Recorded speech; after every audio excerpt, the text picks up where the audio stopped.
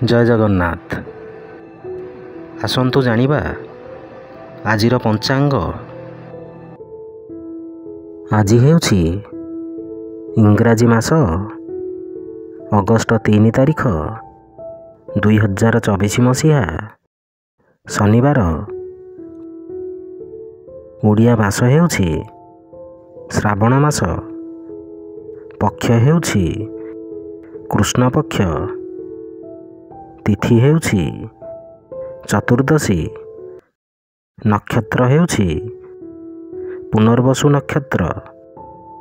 କର୍କଟ। ଦିନ 19।